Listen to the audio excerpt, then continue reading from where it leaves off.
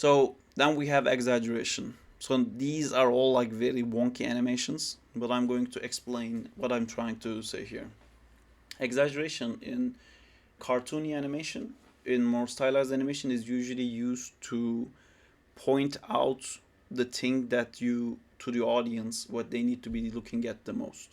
Like we had the example before of like someone anticipating this way, they would go like whoa like this and like really push. That's a very big exaggeration, but again it's done to communicate that this character is like looking this way, he's like really pulling this way, he's really strong.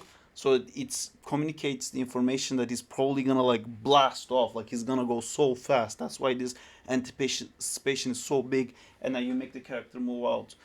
These are all like things I think built around lack of, how do I say, like it's basically being limited in what you can do and like how fast you have to explain the information, because you can't spend like even 30 frames sometimes to show an action. You just have to make sure in those like 2 frames or 3 frames the audience has to completely understand what's happening.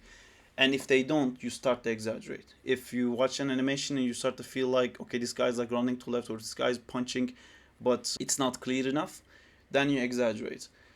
This is something that we also use in visual effects animation, or like more realistic animation, I should say. Not to that extreme. These are like all quite super extreme examples, but exaggeration by its nature is something that's extreme. So I have different examples of like different kinds of exaggeration